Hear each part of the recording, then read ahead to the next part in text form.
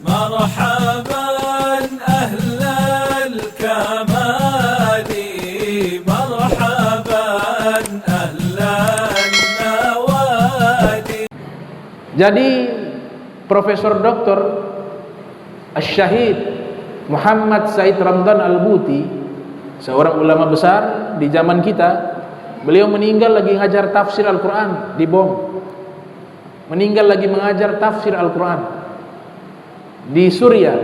Ini orang alim, orang soleh, namanya Said Ramdan Al-Buti rahimahullah, Asy-Syahid Al-Allamah.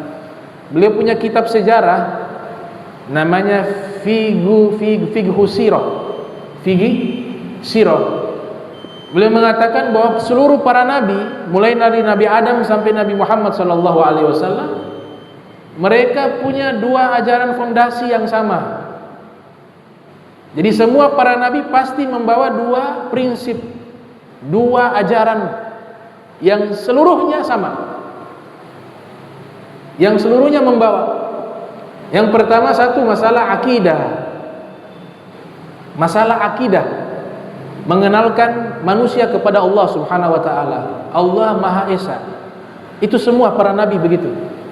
Kemudian Allah punya sifat yang layak baginya.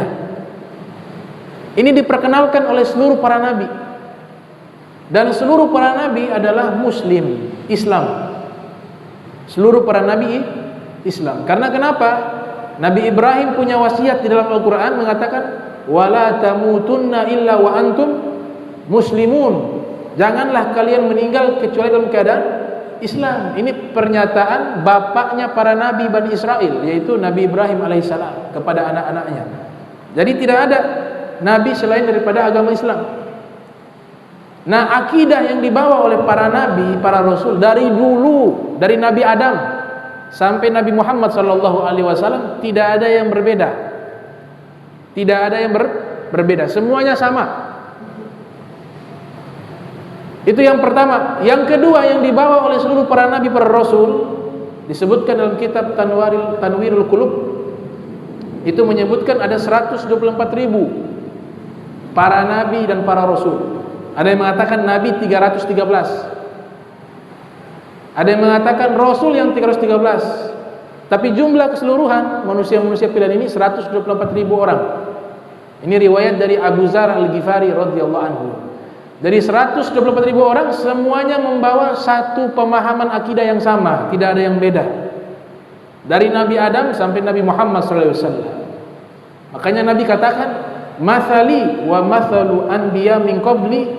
Perumpamaan diriku dengan nabi-nabi sebelumku, kata Rasulullah SAW, karojulin bana bunyana, seperti seorang laki-laki membangun rumah, fa ahsanahu wa jammalah, rumah itu dibuat indah, dibuat bagus, dibuat cantik, illa maudi al-labinah, tapi sayang, ada satu batu tela tidak dipasang di dinding rumah tersebut.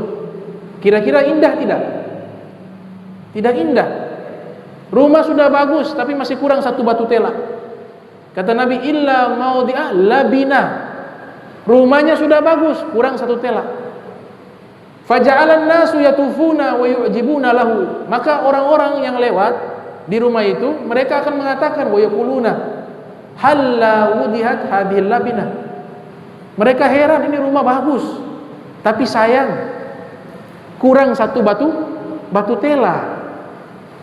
Kemudian Nabi Muhammad SAW mengatakan, fa ana labina wa ana khatamun nabiyyin. Saya adalah satu batu tela itu, kata Rasulullah SAW.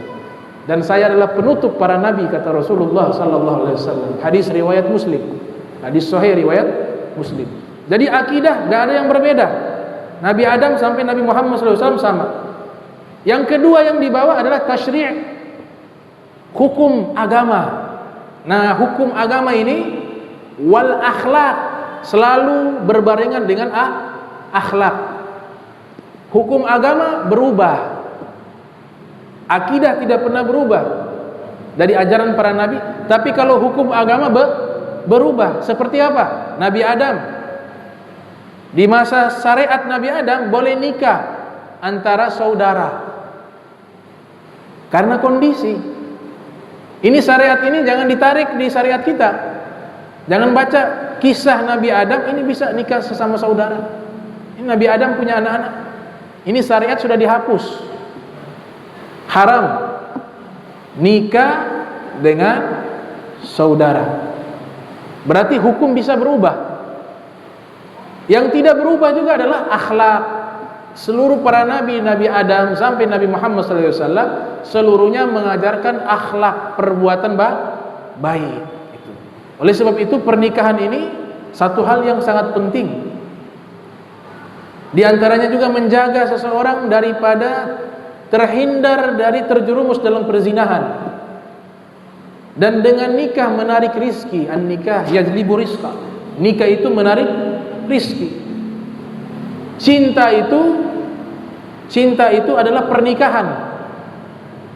Di dalam Al-Quran, wa min ayatihi an khalaqalakum min anfusikum azwaja litaskunu ilaiha wa ja'ala bainakum mawaddah wa rahmah inna fi dzalika laayatin liqaumi yatafakkarun. Ini kan surat Ar-Rum ayat 21, biasa dibacakan di saat pernikahan.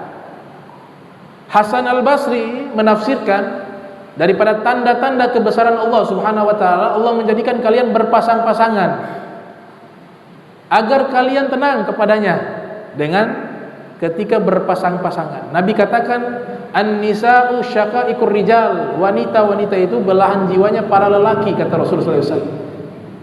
Makanya ini sunnah yang Nabi katakan. Seluruh para nabi menikah. Nabi Isa belum menikah tapi turun akan menikah.